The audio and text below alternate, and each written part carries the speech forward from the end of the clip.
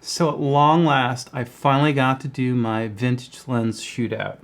We're going to check out a lens like this one, made in around 1976, up against some brand new modern lenses like the Rokinon 35 1.4 that I'm shooting this on right now.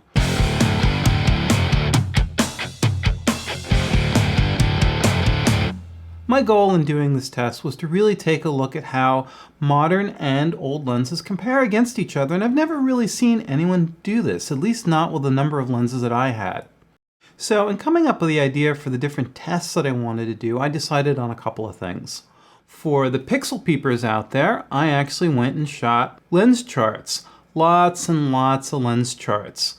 Of course, lens charts are great for making all sorts of fine quantitative evaluations, but ultimately, what does a lens look like for a real shoot? And for that, I had the wonderful and beautiful Kelsey come and help me out for that.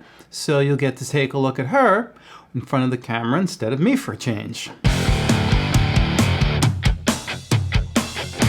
Now, since I had a whole bunch of lenses being shot at 3 different apertures and all these different setups that I wanted to do, I really couldn't spend a lot of time shooting each particular clip. So what I actually did is I rolled about 10 seconds of video for each setting, and then I took a freeze frame. This allowed me to give you a good looking frame, and it really lets you sit and look at the performance of that lens. So it's important to shoot a comprehensive set of tests that really explore a lens's performance. And to be complete, I actually shot my tests at 3 different apertures: wide open, 2.8, and 5.6. So enough of my talking, let's actually get into taking a look at the results. First, let's take a look at the lens charts.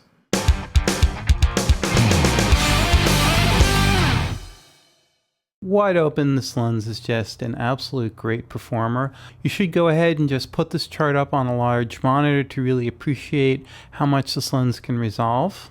I'm looking at this lens chart on a 42-inch monitor, and it's just sharp all the way down to being able to see individual dots in the print pattern of the gray areas. And now we're looking at the lens at 2.8. It, of course, continues to get sharper, and at 5.6, of course, is also just perfect. This is a great example of a lens that when you need something to be absolutely sharp when wide open, this would be a great pick. This lens actually does pretty well wide open, and certainly when I've shot stills, I've been pretty impressed. It's not quite as good as the Rokinon wide open, but that's kind of to be expected for a zoom lens. Again, what you're looking at here is a piece of a 5K still image. Once you're shooting in 1080 HD, most, if not all of this will just simply disappear, or at worst, it would just very slightly soften the image. It's really nothing to worry about. And once we stop it down to 5.6, again, it's just super sharp and clean, and it's just a absolutely great performance from this lens. This is the 24 f2. It's not bad optically. It's nowhere near as sharp as the new lens, but if you look at this on a large monitor, you can still see the dot pattern in the grayscales, and all these lines are resolving very well. Stopping this lens down to 2.8, which is one stop, cleans it up considerably, and again, for stills, this would be an excellent piece of glass. Not quite as sharp as a new modern lens, but still a very respectable performance. Again, if you're shooting at a high ISO, it might not make a difference because the noise or grain in the image soften the image up enough, and the difference between the two lenses would probably be next to nothing. And stopping down to 5.6, bam, the performance of this lens just looks great. It's sharp. You can see absolutely everything in here. Sharp, clean, contrasty. One of the things you might have noticed is a shift in the black levels between the different irises on these lenses, and that's caused in part because when you stop the lens down, you reduce the amount of flare going on in the lens, and that is something that really gives new lenses an edge in performance, is that they have much better multi-coating, which reduces flare and therefore improves their wide open performance. Now for the Vivitar 28 1.9, and this is really a favorite lens of mine, and of course you'd look at it and go, oh man, this is terrible, this looks like junk. It's washed out, it's flared, it's got a little color shift going on, it looks a little bit warm. It really just doesn't look that great, and you know what? That's why I like it, because once we get to the real world images, you'll see how nice it can be on an image. Let's stop this lens down to 2.8 and its performance gets considerably better. There is one click stop in between and it's sort of halfway in between this. I know that from experience, but again, the performance of this lens picked up and got pretty good. Once we get this lens down to about 5.6, the contrast is now good. The sharpness is picked up considerably. You can see it start to get soft towards the edges a bit, but you know, generally, it's not a place where you're going to notice it so much.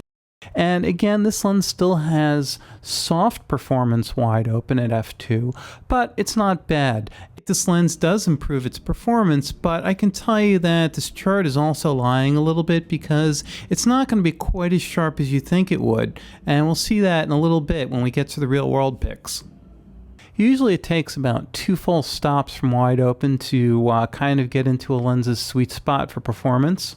And we can see that happens at 5.6, where again, it's right in the pack with the rest of the lenses in terms of its performance, even all the way out to the corners.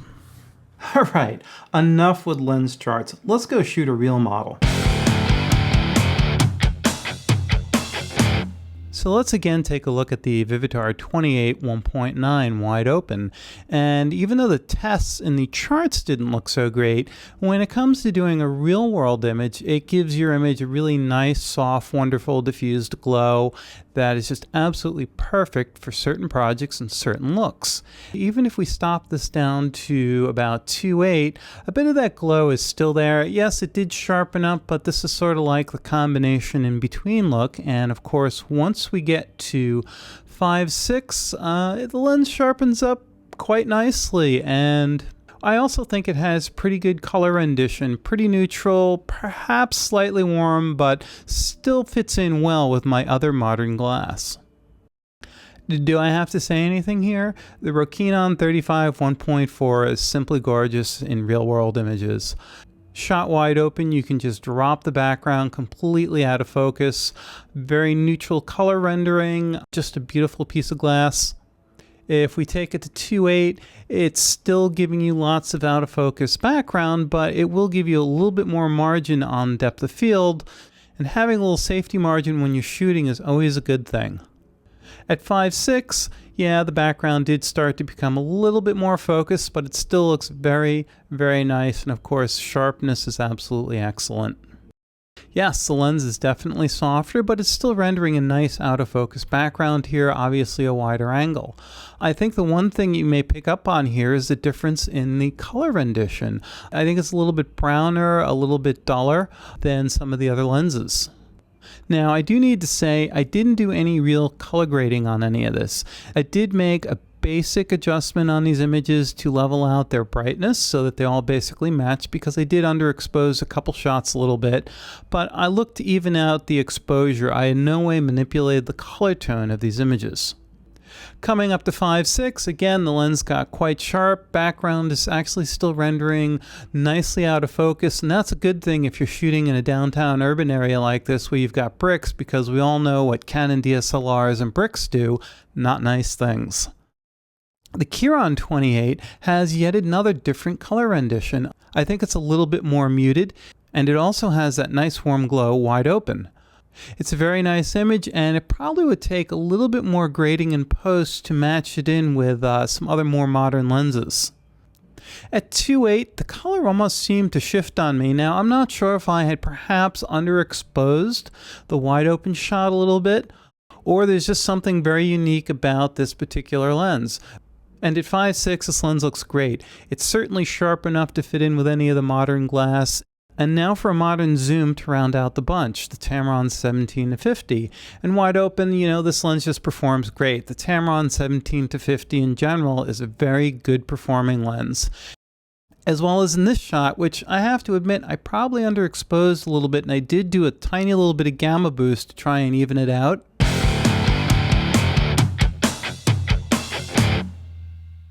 So in this section, we're not going to look at flare in terms of, say you got a light into the lens, because the vintage lenses are going to win just hands down. They flare beautifully, most of them anyway.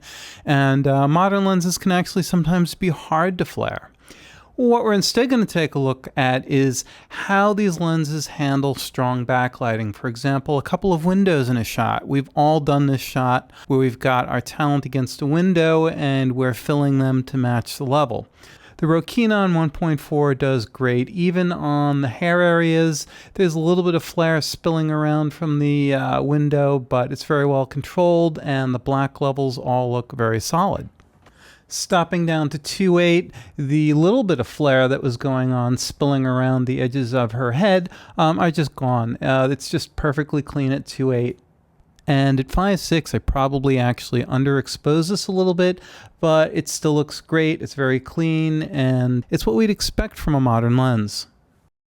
Going to a modern zoom lens, the Tamron again shows its exceptional performance and how clean it is handling backlit, not having any real flare. The blacks are black, there are no blowouts in the highlights, it's just extremely clean, even wide open. And at 5.6, it's just great again, very clean, just handling this difficult lighting situation perfectly well. Now taking a look at the Vivitar, wide open, this lens just flares like crazy. Of course, it's producing that hazy diffusion that I like, but you can also see how the light is really spilling into the image and diffusing it quite a bit. It's definitely washing out the black levels, which may be great, or you may need to correct that back down in post. Even at 2.8, while it's brought the flare levels down, it's definitely still exhibiting some. And finally at 5.6, I think the lens gets reasonably neutral where the flare level is now under control. The Kiron 28 also exhibited quite a bit of flare wide open, as you can see, and it looks kind of nice if that's the look you're going for. At 2.8, the obvious improvement. And at 5.6, again, the lens cleaned up rather nicely. The Vivitar 24 seems to have produced the most flare out of all the lenses here. At 2.8, a reasonably modest improvement that would probably work for most folks. And again at 5.6, everything looks great. That was a lot of work. Now, am I surprised at the results? Well, in general, not really. I expected that the older lenses, especially the very fast ones, definitely tend to have, shall we say, a lot more character than new modern glass. One of the more interesting things is that once you start stopping these lenses down to f4 or maybe 5.6, they all start to look pretty similar. Now, yes, the older lenses are going to be slightly softer, slightly less contrast, but you know what? So what? If you really need to shoot very clean, pristine images, you want to shoot totally wide open, you want to be as sharp as possible, then yeah, you got to go for modern glass. There's no ifs, ands, or buts about it. It might mean that for what you're shooting, L glass makes sense, or some of the really good third-party glass that's out here like the Rokinon. I would like to say when you do pick up a vintage lens, you really have to shoot tests on it. You don't know how it's been handled, stored, cared for, whether it's been exposed to smoke and dust, or whether it's really been kept in a pristine environment. I hope this has given you a better idea of new versus old lenses, and it's given you more thoughts about the different palette of image styles that you have to play with, depending on the lens that you want to put in front of your camera.